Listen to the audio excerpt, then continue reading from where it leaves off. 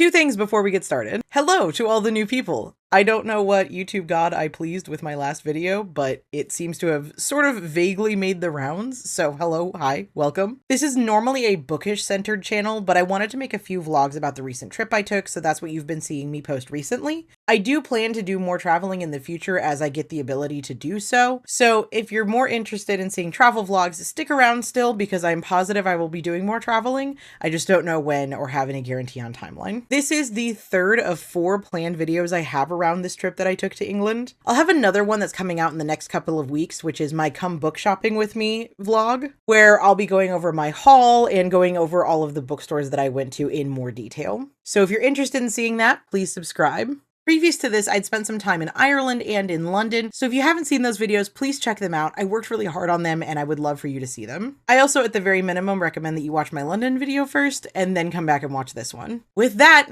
let's get into it. Hello everybody, welcome to Bandits and Bookworms. My name is Deidre and today we're going to spend some time in Cambridge and York. Wednesday is probably the shortest day that I'll have to report on during this whole vlog. We planned to drive from London to Cambridge and then we had a 2-night stay in Cambridge. We ended up in a minivan that only barely fit all of our luggage and people that we had with us. Kira wound up banished to what we affectionately called the suitcase zone.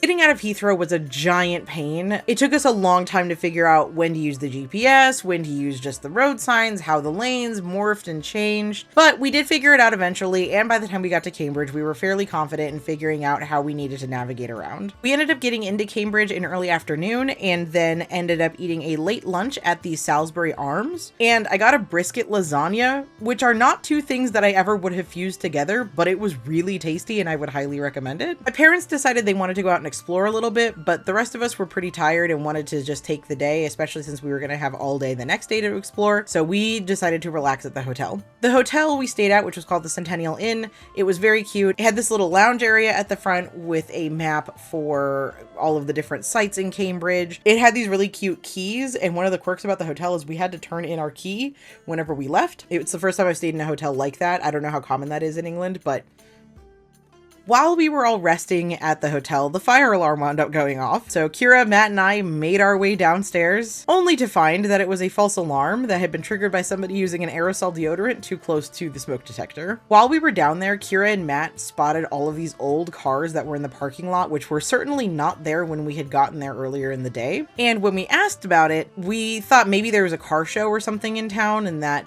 was why there was a bunch of these cars, but it turns out that the owner of the hotel just has a bunch of friends that have old cars and they just sometimes come to hang out and stay at the hotel. So no car show, no nothing, just a bunch of dudes in their cars, and I think that that is great. Thursday started off with a full English breakfast done by the hotel, and then we headed to Costa Coffee where I got a maple hazel latte because we can embrace other flavors besides pumpkin spice on this channel, but let's face it, we embrace pumpkin spice too. We spent the morning meandering around the city and just really getting to admire some of the classic Gothic architecture that I personally really adore.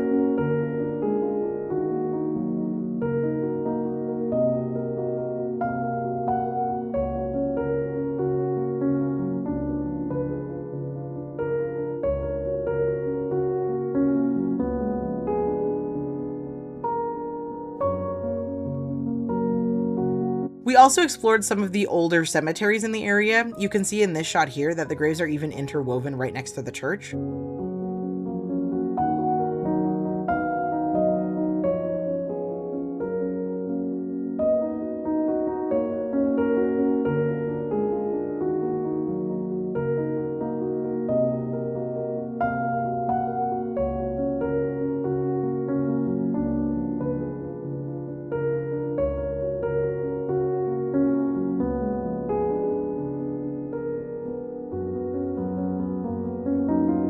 As we were meandering around, we found Pembroke College, which had this really neat courtyard, and this building here, which just had an incredible shot with how clear the sky was that day. It had a library that we couldn't go into because it was for students only, but the grounds were still super neat.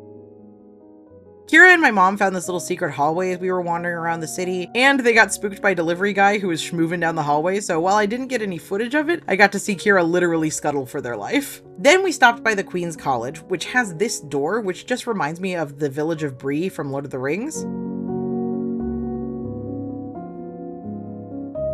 We also got to see the mathematical bridge, which, while it looks to be arched, is made entirely of straight timbers, which is why it's so famous. It was originally designed and built in 1749, and it has been rebuilt on 2 occasions, once in 1866 and once again in 1905. Unless you attend the Queen's College, you can't walk across it because this area is only for students, but we did get to get closer to it on our punting boat tour.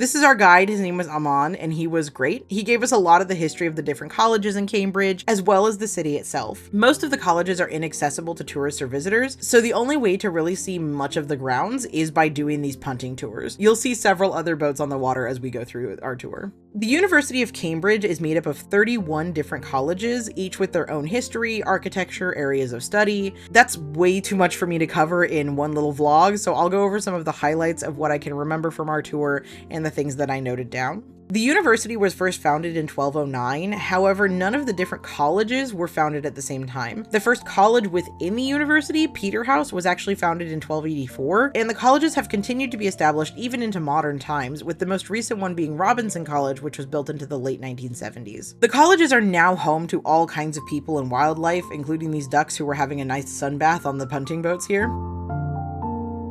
One of the colleges I will focus on for a moment is Trinity College, just because we talked a bit about King Henry VIII in my London video. Trinity College was founded by Henry VIII in 1546, but credit for its founding should really go to his wife at the time, Catherine Parr. Henry, during his confiscation and destruction of Catholic church lands, had planned to suppress and likely demolish many of the colleges because of their Catholic influence and how rich they were. Catherine, being persuaded by the universities themselves, convinced Henry to not close them down, but to found a new college instead. The king decided to listen to her and combined 2 colleges, King's Hall and Michael House, to form what is now known as Trinity College. We also went under what is known as Concussion Bridge, which is a joke that all the guides seem to do to their tour groups.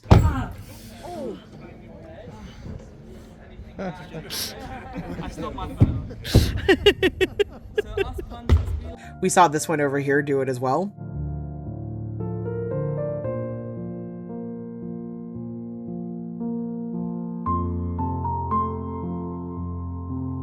The next impressive piece of architecture is the Bridge of Sighs, which was built in 1831 as a part of the St. John's College. It is named after the Bridge of Sighs in Venice and has apparently played host to 2 different pranks by students where they dangled cars underneath the bridge and managed to not harm the bridge in the process.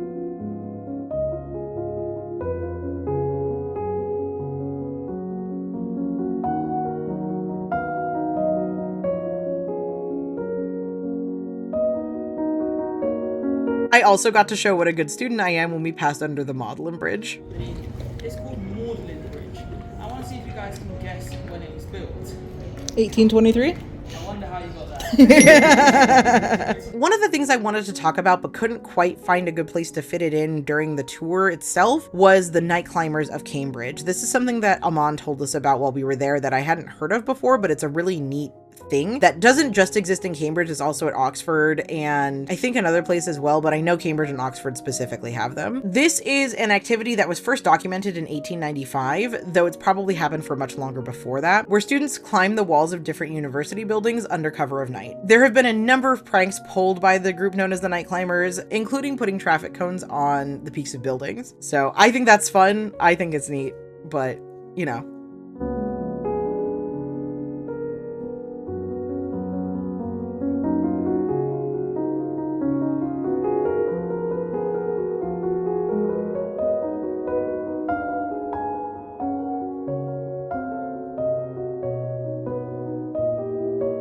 After the punting boat tour, we went and saw the Corpus clock, which was built in 2008 and doesn't have any hands, but instead has blue LEDs that show the time. Oh, and if you hadn't noticed, there's also this really unsettling grasshopper or insect thingy wandering its way around the top. So there's that.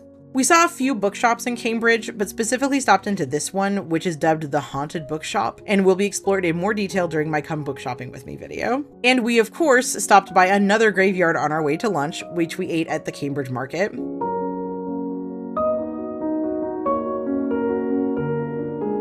Matt and I both got butter chicken, and it was amazing. After lunch, we did some more wandering, which included finding the oldest standing bookstore in Britain, and then went to Green Street to do some shopping.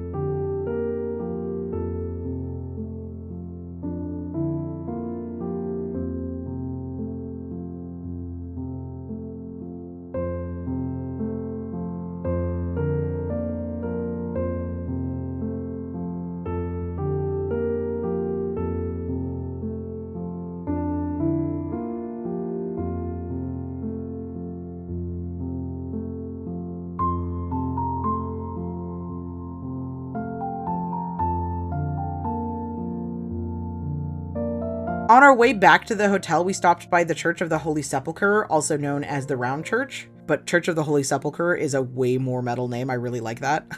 Then we stopped and got some crepes and coffee at Crepe Affair. We also saw another Waterstones, but decided not to go in it since I'd already been to in London. Then we saw this statue, which just had this small plaque, but it was just a QR code and none of us could get it to scan. So the story behind this remains a mystery for us to this day. We kept finding little odd things on our way back to our hotel, including this building just labeled Corn Exchange, which apparently was commissioned in 1876 as a legitimate corn exchange, which is where merchants would go to trade grains. But now it's an events and concert venue. Then Matt and I decided to walk through this park on the way back to the hotel because we managed to get separated from the group during an exploration of some of the weird back alleys. Friday started out with a trip to Norfolk Street Bakery and some coffee and pastries. Honestly, the coffee here wasn't the best, but the pastries were incredible. Then it was on the road to head toward York.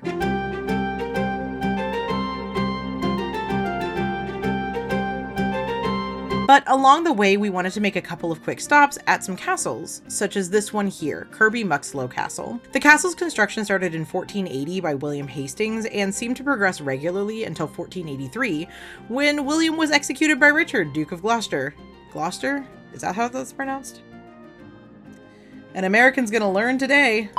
When William was executed by Richard, Duke of Gloucester, because of politics. His widow, Catherine, continued work into 1484, but then finally halted the project altogether after the gatehouse was completed. It continued to be owned by the Hastings family until 1630, when it was purchased and then abandoned, being robbed for its building materials and then later used for agricultural purposes. Over time, it succumbed to nature the way that all things do when left behind for centuries, but in 2006 it was restored and is now managed by English Heritage. However, when we got there, all we knew was that it was a castle ruin. We had no idea it was an unfinished castle, so we were, I don't want to say underwhelmed, but a little bit underwhelmed is probably the best way to describe how we felt. Knowing the history now, though, it's kind of neat to be able to say we saw it. There were a few little things that I noted, such as in the one standing tower outside the guardhouse, you can see all the different fireplaces where different floors would have been. Then we wanted to check out the sort of sister castle to this one, Ashby de la Zouch, but the town it's in was having some sort of event, and it made parking pretty much impossible. After inadvertently doing an entire lap around the town trying to find a place to park, we ended up giving up on it. But we did manage to make one more stop on our way to York, and that was in Nottingham. We stopped for lunch at this pub called the Castle Pub. Inside it was pretty cute and it had this burger called Helicopter McBurgerface, which of course I had to order. The wait was pretty long for the food, but it was a pretty good burger. They were also pretty bitter about the situation with their bathrooms, as apparently it leaks in there every time it rains, and they had zero issue calling out the city council for its problems. Next up, we went to Nottingham Castle. This was something we were all looking forward to because of Robin Hood, obviously, but also just because it's one of the most well-known castles in England, at least for us. We decided to start at the bottom of the castle and work our way up, and went into this Robin Hood experience. It led us through this tunnel and into what seemed to be kind of a kids zone with a bunch of activities. So of course, Kira tried to beat a digital Little John with a staff. You're geesing.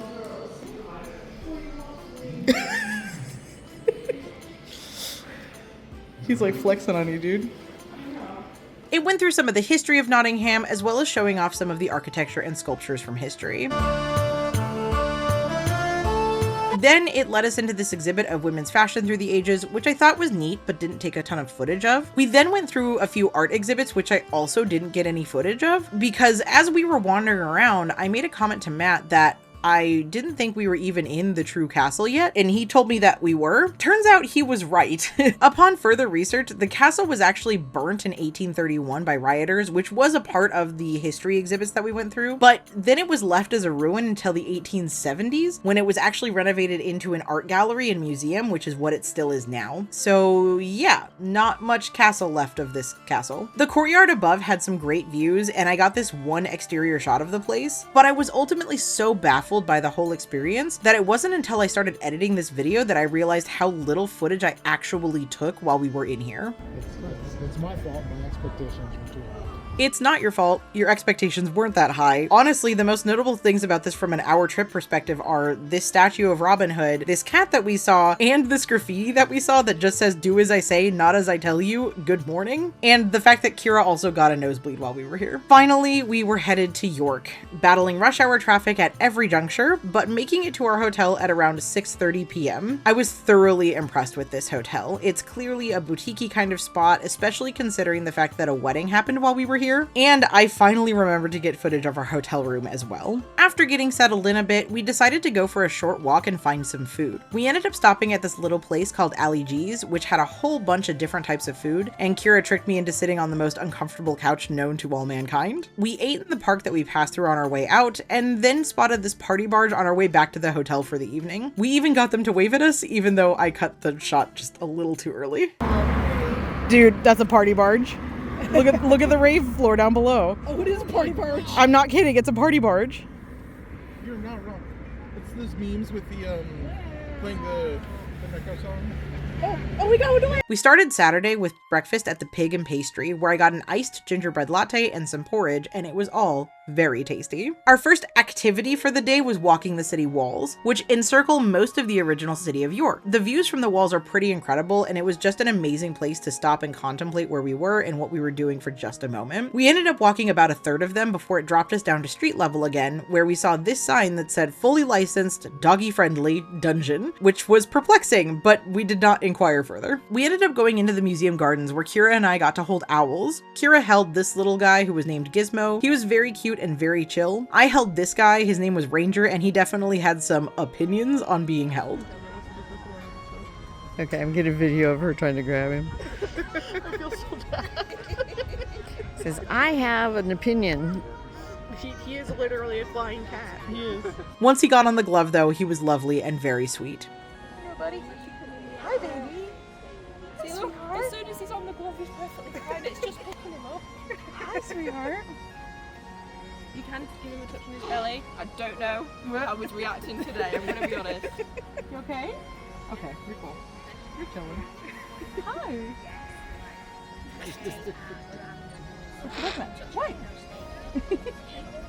We also visited St. Mary's Abbey here, which is basically just one wall that's a ruin at this point, but you could see how gorgeous it must have been in its prime. Sort of off in the corner next to the Abbey are these ruins, which is what used to be St. Leonard's Hospital, apparently one of the largest hospitals that existed in medieval England. We made a quick stop at York Minster, which is also gorgeous and highlighted beautifully by the sun and the trees and everything here, but we couldn't spend a ton of time here because we were headed over to Betty's Tea Room for high tea service. The line outside was insane, but luckily we'd gotten a tip from somebody earlier in the trip that we'd want to make a reservation, so we did, which meant we got to go straight upstairs to their tea room. They got us our spread of goodies and we all ordered our teas. We got to eat some delectable sandwiches, scones, and other varied treats, all while being serenaded by a live pianist. Everything we ate and drank here was incredible. The teas I ended up trying were the lemongrass and ginger, the jasmine blossom, and the China rose petals. I highly recommend the experience if you're able to go. After this, Kira split off to go rest at the hotel as they started to feel like they were coming down with something, and we headed to the Shambles. The Shambles are named as such because for many centuries, traditionally, it was home to many butcher shops, and Shambles is an obsolete term for a meat market. Many of the buildings in this area date back to 1350 or so. It wasn't until the 1940s and 50s after World War II that the Shambles became what it is now, with many of the old buildings being demolished or changed. Today, it houses a number of different retail establishments, many of which have a theme around wizardry because it was supposedly the inspiration for Diagon Alley, though this has been denied and largely debunked.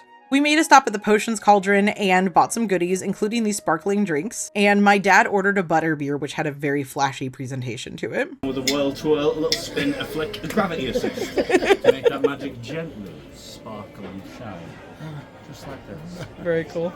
We open it up and give it the tornado twist into the cup of control, because everybody likes a little bit of chaos control in their life, otherwise known as mum and dad. We just don't tell them which one's which. Do we chaos? Ooh. Now we're going to top that off with a wonderful hat of wizard kind, equally feared, loved and respected throughout the land. A bit of polymorphic bonding sword. Tie, weave and lock it down into shape, because everybody likes lovely, sweet, delicious, sticky caramel sauce. And as for this, a nightingale stirring staff. There we go. There you are. Nice. We decided to go back to the hotel for a little bit to relax, but on the way there saw this fire dancer getting started on his set, so that was a pretty neat random thing that we saw. We spent some time reading outside the hotel because the weather was truly magnificent that day. While this was happening, the wedding that I referred to earlier was going on, and the reception was right next to us, and they were having a marvelous time, so congrats to the newlyweds, whoever you are.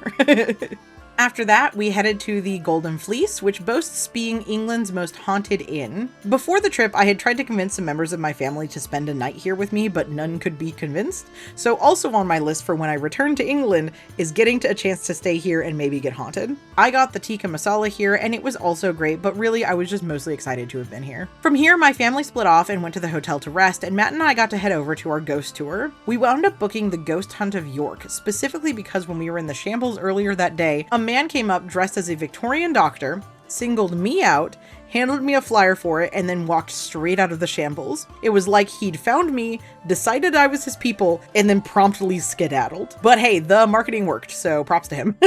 When we got there that evening, the guide summoned us by ringing a bell every few seconds and just walking through our group, then stopped in this square and summoned us all by just gesturing to us. He hadn't spoken a single word up to that point, which just goes to show how effective he was at getting our attention. He told us a few different stories, and I'm not really going to detail them here, but they were appropriately spooky with some comedy splashed in along the way. Have no fear. The most frightening thing that might happen tonight is that one of you may be wiped out.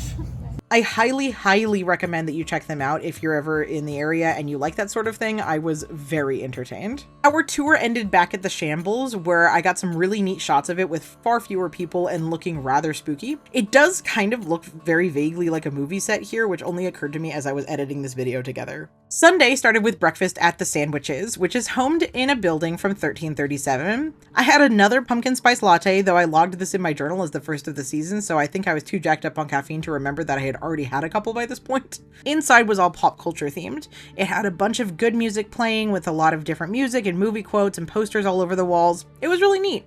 The previous day, we'd seen a bunch of people lined up outside the York Ghost Merchants, and I looked them up to find that they were a bunch of handcrafted, unique, individualized ghosts.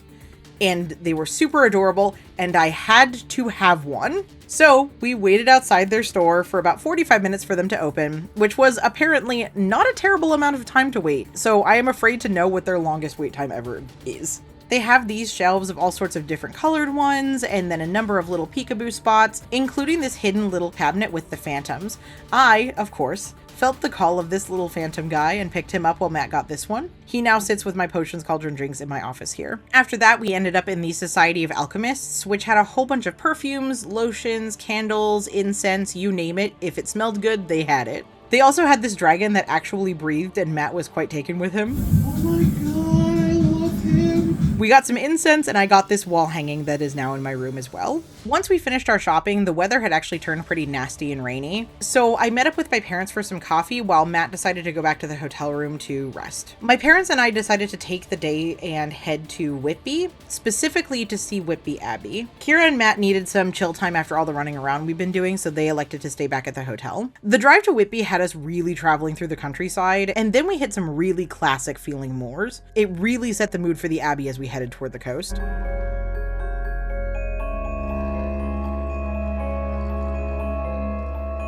Whitby Abbey sits right on the eastern coast of England, and you guessed it, the town of Whitby. The abbey as we see it now was built in the 1220s, but the first monastery in the area is recorded as early as 657, which is crazy. The abbey was confiscated by none other than King Henry VIII during the dissolution of the monasteries between 1536 and 1545, and sat as an abandoned building or ruin ever since then. The building also sustained heavy damage when it was shelled in 1914 during World War I. The reason I was really interested in it, however, is its influence in Dracula. I have not actually gotten all the way through Dracula. I'm currently in the process of reading it at the time of recording this video, but I tried to read it in middle school, which was an entire choice I've made, and I never really tried to revisit it since. Whitby Abbey is mentioned by name in the book, and it's also rumored to have been an influence in the design of Dracula's castle as well. While I didn't get to read a ton of it, I did read a couple of paragraphs of the book while we were here, so I can officially say that I have read Dracula at Whitby Abbey. They also have a small museum in a nearby mansion that has this signed first edition of Bram Stoker's Dracula, and it was so cool.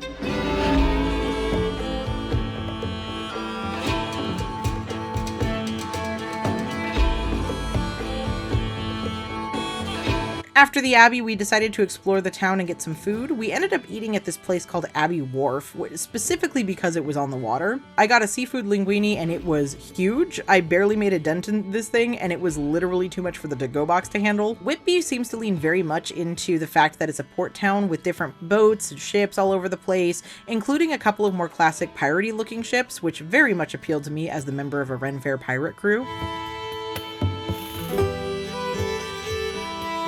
The Abbey has such a distinct spot overlooking the rest of the city, it's kind of hard to not stare at it. I loved the lighting here. It was sunny and beautiful one moment and then cloudy and gray the next. Sorry, I'm getting the world's coolest video of this right now. You're gonna need to forgive me. Eventually, it was time to head back, but we did stop on the way because my dad wanted to be able to say that he's walked on the moors in England, and by gods, it was cold out there. I'm gonna get 10 seconds. Woo! It's chilly! Oh my goodness! And when we drove back, the fog had really settled in, which made our spooky little outing even better. Monday was our last full day in York. We started with breakfast at Spring Espresso, where I had a mocha and an eggs avo benedict. We headed back to the Shambles for the third time because Kira hadn't yet seen it since they had spent most of the time resting up after getting a bit sick, but then spent the rest of the day wandering around some more of York.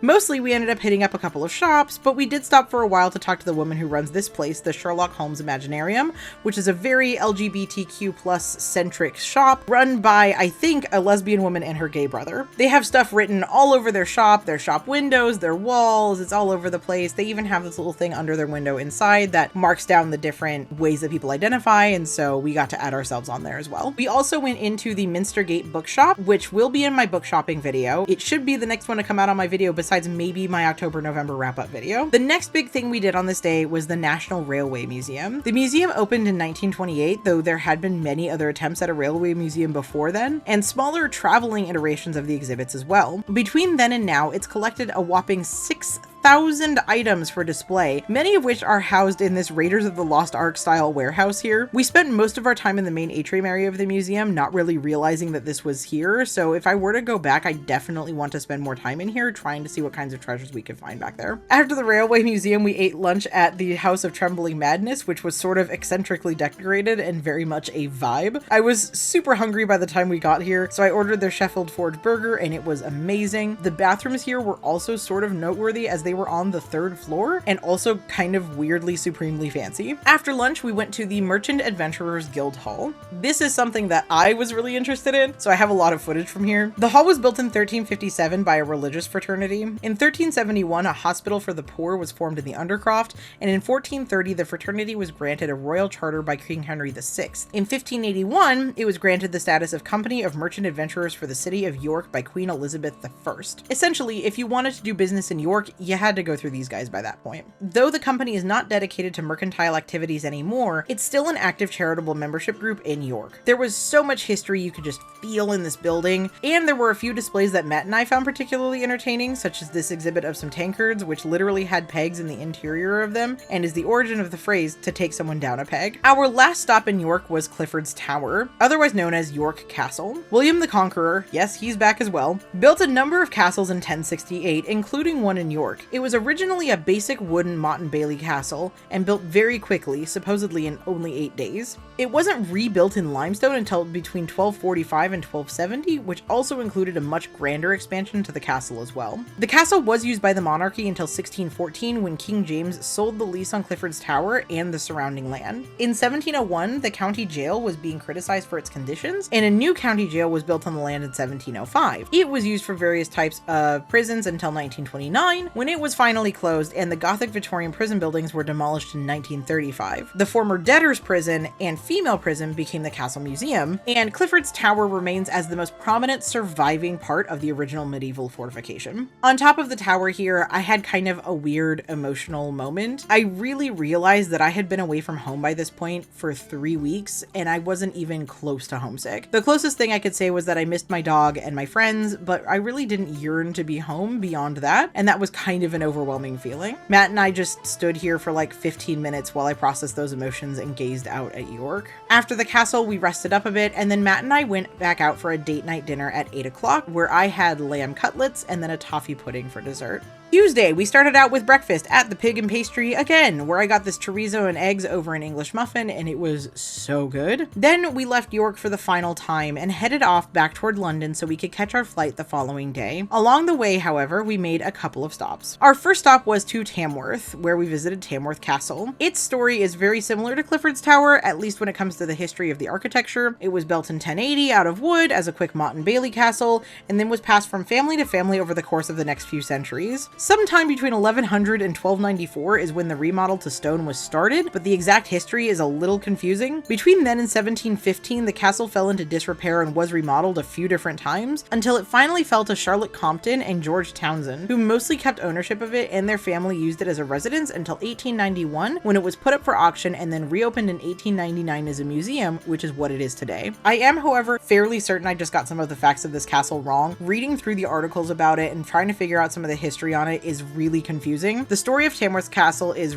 really interesting, with how many people owned it and then subsequently died, and then it went to different various family members, and it's just kind of fascinating. So if you're interested in learning more, I highly recommend doing some research on it. It's one of the most well-preserved Motte and Bailey castles in England, apparently, and the history, you would never guess that that's the case based on its history, so it's worth looking into, but there's just so much that I'm not going to cover here. There were a number of neat exhibits in the castle, but one that Matt and I found particularly entertaining was this Nine Men's Morris set, which we definitely played for a little bit. We have our own set of Nine Men's Morris that we got at the Ren Fair. It's a leather one that like kind of is all self-contained. It rolls up into a bag and stuff, and so seeing one in a castle, it was like, well, we got to play in an English castle. As a bit of a tonal shift, the other reason that we wanted to visit Tamworth was to visit the Spudman, who is a bit of a sensation on TikTok, and Matt really wanted one of his spuds, so that's what we did for lunch. While we were eating, we realized that the ground next to us was moving, and when we wandered over there, we noticed that there were just thousands of bees just all hovering right above the ground here. We sort of tried to look up why, but we couldn't find anything definitive that would tell us why, so if anybody knows what this is, please let us know. There were some bushes nearby that had some flowers on it, but none of the flowers seem to be on the ground there. I don't know. These bees are tripping. I don't know what's happening. The Spudman also recommended that we try out this place called the Little Dessert Shop, which is also apparently a bit of a TikTok sensation. So we headed over there having no idea what we were walking into. This place had a menu like a chapter book, and it was insane. Why is there a table of contents in my dessert menu? We took some time to decide, really had to battle the analysis paralysis on this one for sure. Oh my god, I don't know. I mean, I've narrowed it down to cheesecake and I still can't decide. But we all finally made our selections. I'm doing the cookie dough brownie. Oh man, There you go. I got the moment of decision on film. I'm proud of myself. Hey. I ended up getting a coffee date sundae, but we kind of managed to all choose something different and get a selection of everything here. Our final stop before heading to the airport hotel was to stop at Oxford for a bit. I've been watching A Discovery of Witches recently, and a good chunk of it takes place at the Bodleian Library here, so I wanted to stop by to see that, which we did. While we were taking our pictures and videos, Matt very cautiously asked me to move away from the wall I was standing next to, and if you have serious arachnophobia, you may want to skip ahead to this timestamp. There's going to be a brief picture of a spider's legs, but inside the wall was this little guy. He's apparently a funnel spider, and I'm very thankful I have a partner who's looking out for me, because apparently they can be quite venomous. Then we just kind of wandered and explored what we could before we found this Blackwell bookshop, because of course we had to do one final book shopping stop. On our way to the hotel for the night, I kept trying to take videos of the moon and failing. I was so tired and so desperate by the point you see here, but I feel like it accurately captured what trying to get footage on these trips can feel like. The purpose of this is to see the moon, which has now disappeared. Isn't that neat? I'm really trying to get the moon. I just want to see the moon. Moon. I'm doing the worst cinematography of my life, but you can see it. Our hotel for the night wasn't anything crazy to note, but something that was kind of funny is that it was shaped like a big hollow rectangle. So to get to our rooms, we had to walk down a forever long hallway, which felt like we were entering portals to another dimension just because of how uniform and long it was. On Wednesday, we flew back. I had a separate flight from my family, so we ended up in different terminals, and I ate Chinese food for breakfast because nobody could stop me, and then also managed to have an exit row entirely to myself on the way home, which I took a picture of as proof. Cambridge and York were both fantastic, and definitely had a much different vibe than the very bustling London. I would say that spending one full day in Cambridge was just about enough for me, as a tourist at least. If you told me I had to live there, I could totally make that work. But I'd love to get back to York at some point and just explore a few more of the things that we didn't get to see. Just as with my London vlog, I think I'll wrap this up with my top 5 things that we did during this trip. Pretty much everything we did on this leg of the journey was also great. I think the only thing that I would consider a disappointment was Nottingham Castle, and if we'd done some looking into the castle before we went, we wouldn't have been disappointed. With that, here are my top 5 things. At number 5, we have the Merchant Adventurers Guild Hall. At number 4, we have the Cambridge Punting Boat Tour. At number 3, we have high tea at Betty's Tea Room. At number 2, we have Whitby Abbey and Whitby in general. And at number 1, we have the Ghost Hunt of York. Thank you so much for watching if you made it to this point into the video. If you enjoyed, please leave a like down below, leave me a comment, be sure to subscribe so that you don't miss any of my future videos, including my final video in this series, which is my Come Book Shopping With Me video. And as always, I hope you are practicing safe text. Bye.